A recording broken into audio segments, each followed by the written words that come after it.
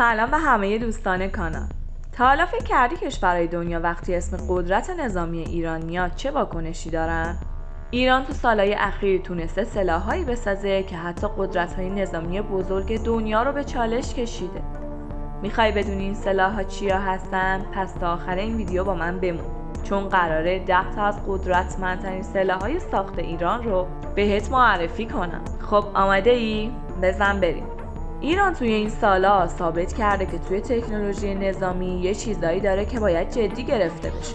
از موشک‌های فوق‌العاده دقیق گرفته تا پهپادایی که مثل یه روح توی آسمون حرکت میکنن و هر هدفی رو به راحتی میزنن. امروز قراره با 10 تا از این سلاح‌ها آشنا بشیم. هر کدوم از اینا یه داستان هیجان انگیز پشتش داره، پس اگه کنجکاوی بدونی ایران چطور به این قدرت رسیده، این ویدیو رو از دست نده. بریم سراغ اولین گزینه. اولین چیزی که باید دربارش بدونی پهپاد انتحاری شاهد 136. این پهپاد معروف به کامیکازه ایرانی، یعنی مثل یک جنگجوی انتحاری میره سمت هدف و خودش رو منفجر میکنه. جالبیش اینه که بردش به قدر زیاده که میتونه از هزاران کیلومتر دورتر بدون دیده شدن هدف رو بزنه. حتی سیستم‌های دفاعی پیشرفته هم به سختی میتونن جلوش رو بگیرن. ایران با این پهپاد ثابت کرده که میتونه توی نبردهای مدرن یه گام جلوتر از دشمن باشه. فکر کن همچین چیزی رو توی یه جنگ داشته باشیم، چه تأثیری میتونه بذاره؟ حالا بریم سراغ یه موشک استراتژیک دیگه، خرمشهر 4. این موشک یکی از بلندبردترین موشک‌های ایران با بیش از 2000 کیلومتر برده. طراحی خاصش باعث میشه که شانس رهگیریش تقریبا 0 باشه. خرمشهر 4 میتونه کلاهک‌های خیلی سنگینی حمل کنه و توی شرایط حساس کل معادله جنگ رو به نفع خودش تغییر بده. خیلی از کارشناسا معتقدن این موشک یکی از تهدیدهای اصلی برای هر دشمنیه که بخواد به ایران نزدیک بشه. اما ایران فقط توی حمله قوی نیست، توی دفاع هم حرفای زیادی برای گفتن داره.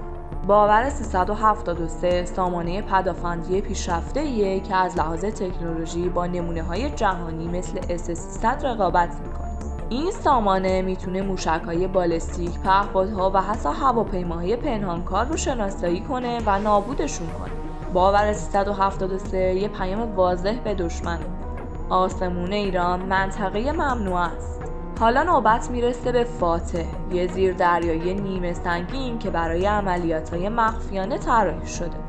این زیردریایی میتونه توی عمق زیادی از دریا بدون اینکه دیده بشه حرکت کنه و هر لحظه اژدر یا موشک شلیک کنه.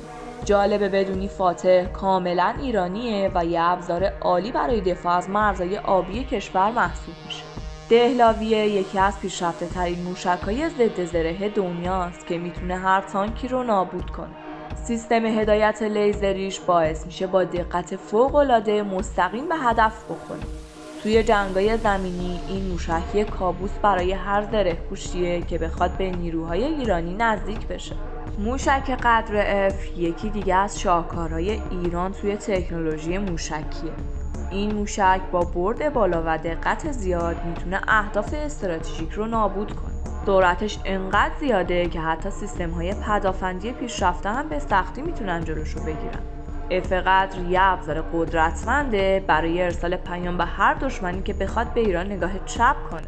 تانک کرار یکی از پیشرفته ترین تانک‌های ساخت ایرانه که با تجهیزات مدرن مثل سیستم هدفگیری لیزری یه ابزار عالی برای نبردهای زمینیه. کرار از لحاظ زره و قدرت تخریب چیزی کمتر از تانک‌های روز دنیا نداره. پهپاد فوتروس بزرگترین پهپاد ایرانیه که برای مأموریت‌های شناسایی و تهاجمی استفاده میشه.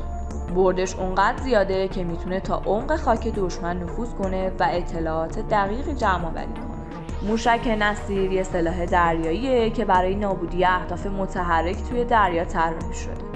دقت بالا و قابلیت حرکت سریعش این موشک رو به یه انتخاب بی‌نظیر توی نبردهای دریایی تبدیل کرده. قدیر یکی از قوی‌ترین رادارهای ایران میتونه تمام تهدیدات هوایی رو از فاصله‌های خیلی دور شناسایی کنه. این سامانه نشون دهنده پیشرفت ایران توی حوزه فناوری راداریه. خب اینم از 10 تا از قدرتمندترین سلاح‌های ایرانی.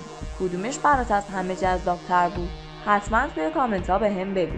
اگر از این ویدیو خوشتون اومد یادتون نره اونو لایک کنید و کانال ما رو سابسکرایب کنید و زنگوله رو بزنید.